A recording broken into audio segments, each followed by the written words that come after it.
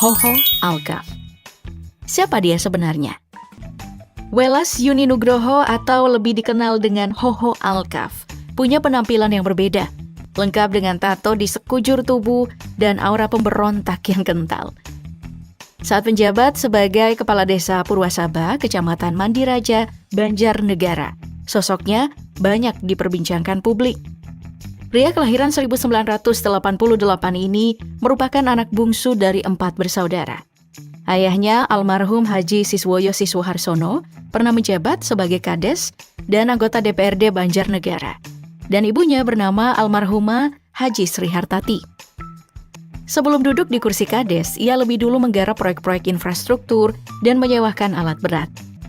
Hoho Alkaf sukses mencuri perhatian publik, bukan karena jabatannya tapi juga penampilannya yang out of the box. Seorang lulusan Universitas Sultan Agung Semarang, Hoho dianggap sosok yang inovatif dan peduli pada kebutuhan masyarakat. Gaya berbicaranya ceplas-ceplos, beda dengan gaya diplomatis ala pejabat pada umumnya. Ia sering turun ke jalan, ke masyarakat, berdialog tanpa basa-basi, bahkan aktif di media sosial. Bahkan dirinya beberapa kali viral karena live dari lokasi pembangunan atau saat membongkar isu-isu penting di desanya. Saat pemilihan kepala desa, ia bukan sekadar menang. Hoho menang telak. Suaranya nyaris 1.900. Bahkan jumlah suara dua lawannya jika digabung pun masih kalah. Artinya, masyarakat tak cuma tertarik dengan gayanya yang nyentrik, tapi juga percaya pada visinya. Belum lama duduk di kursi Kades, Hoho langsung menyumbangkan 1 unit mobil pribadinya yang difungsikan sebagai ambulans untuk desa, khusus dipakai untuk kepentingan rakyat. Ibu-ibu yang hendak melahirkan, warga yang butuh ke rumah sakit, sampai urusan logistik yang mendesak. Bahkan, ia mengeluarkan dana pribadinya untuk membeli ambulans. Hoho membangun jalan desa sepanjang 700 meter yang menghubungkan Purwasaba dengan desa tetangga. Mengejutkannya lagi, jalan tersebut memakai uang pribadinya, bukan dari dana desa, bukan dari proyek pemerintah, tapi dari kantong seorang Hoho Alkaf yang saat itu belum punya jabatan publik. Kalau kepala desa lain sibuk mengolah dana desa, jadi laporan dan seremonial, Hoho Alkaf justru mengolahnya jadi telur, sapi, dan sawah produktif. Peternakan ayam petelur yang bisa menghasilkan 2.500 telur per hari. Tak cukup sampai di situ, masih ada peternakan sapi dan lahan sawah produktif yang dikelola dalam satu sistem lewat Badan Usaha Milik Negara atau BUMDes. Dan dari sektor peternakan saja, minimal Rp800.000 per hari masuk ke pendapatan asli desa.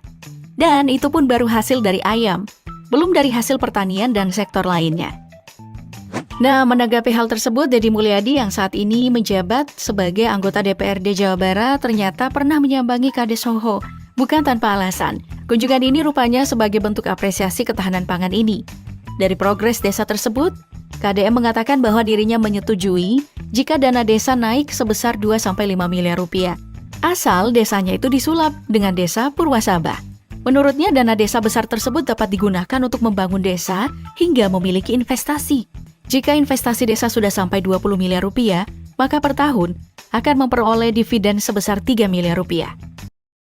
Deddy Mulyadi, akrab dipanggil dengan sebutan Kang Deddy. Setelah dilantik menjadi Gubernur Jawa Barat pada tanggal 20 Februari tahun 2025, Deddy Mulyadi mencakup berbagai kebijakan yang visioner untuk Jawa Barat. Berikut gebrakan Deddy Mulyadi yang menjadi sorotan banyak netizen.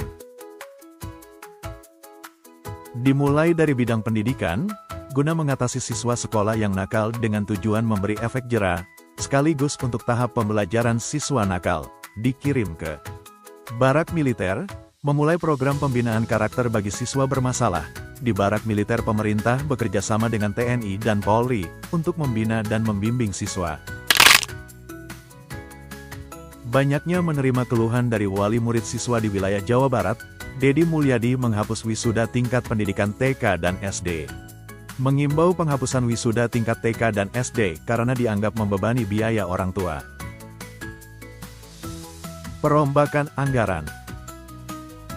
Menyerukan puasa anggaran, menetapkan 2026 sebagai tahun efisiensi besar-besaran akibat pengurangan dana transfer pusat sebesar 2,4 triliun rupiah. Sanksi ASN malas.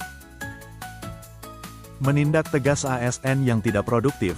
Hingga Oktober tahun 2025, 20 ASN telah diberhentikan. Ia juga mengancam akan memajang foto ASN malas di akun media sosial pribadinya.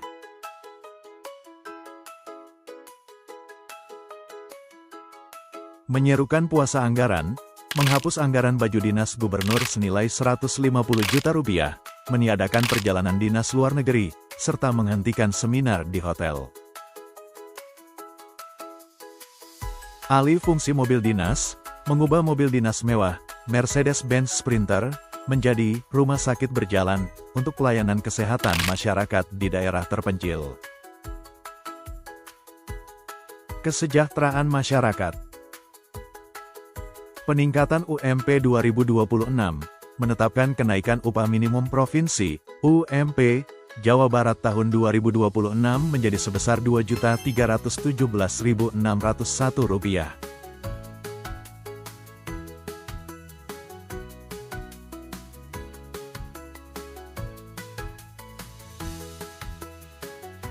Pemutihan pajak kendaraan bermotor.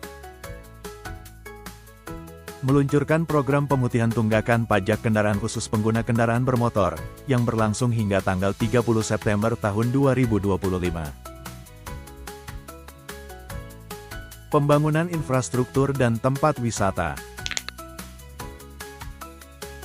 Penindakan wisata perusak lingkungan, menutup tempat wisata yang dianggap merusak ekosistem dan menyebabkan banjir. Pelarangan penanam sawit berskala besar di wilayah Jawa Barat, mengingat bencana yang terjadi saat ini. Pembangunan infrastruktur yang merata. Infrastruktur yang strategis menargetkan pembangunan underpass, contohnya di Citayam, Depok, serta penataan kawasan Jatinangor menjadi kota pelajar. Penandatanganan berita acara. 1. Menteri Keuangan.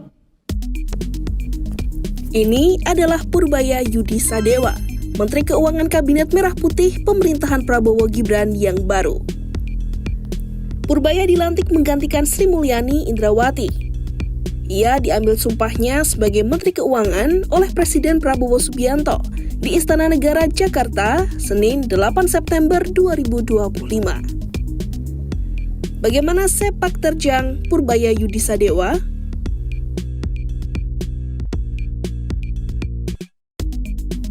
Purbaya Yudi Sadewa lahir di Bogor pada 7 Juli 1964. Ia meraih gelar sarjana teknik elektro dari Institut Teknologi Bandung.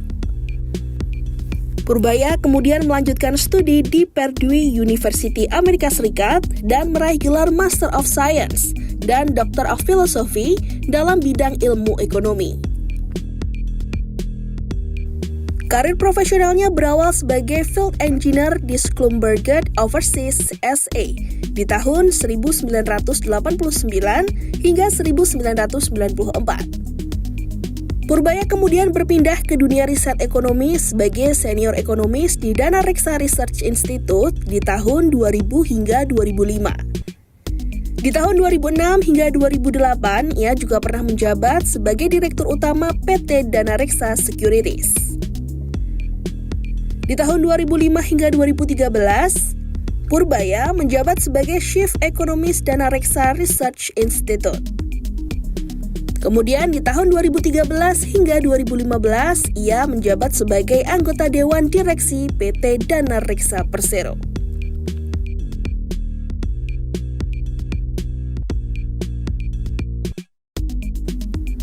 Purbaya mengawali kiprah politik dan pemerintahan sebagai staf khusus bidang ekonomi di Kemenko Perekonomian pada era 2010 hingga 2014 dan juga menjadi anggota Komite Ekonomi Nasional. Ia kemudian menjabat sebagai Deputi 3 Bidang Pengelolaan Isu Strategis di Kantor Staf Presiden pada 2015 serta staf khusus bidang ekonomi di Kemenko Polhukam di tahun 2015 hingga 2016. Kemudian di tahun 2016 hingga 2020, Purbaya dipercaya sebagai Wakil Ketua Satgas Debottlenecking dan staf khusus bidang ekonomi Kemenko Maritim.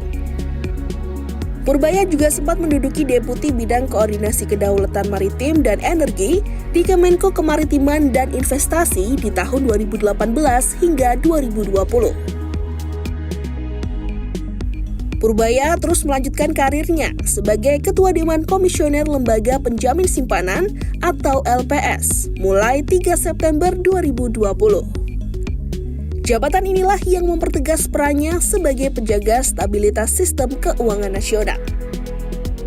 Ia juga sempat menjabat sebagai komisaris di holding BUMN Pertambangan PT Inalum. Senin 8 September 2025, Purbaya dilantik sebagai Menteri Keuangan di Istana Negara Jakarta bersama sejumlah menteri dan wakil menteri lainnya.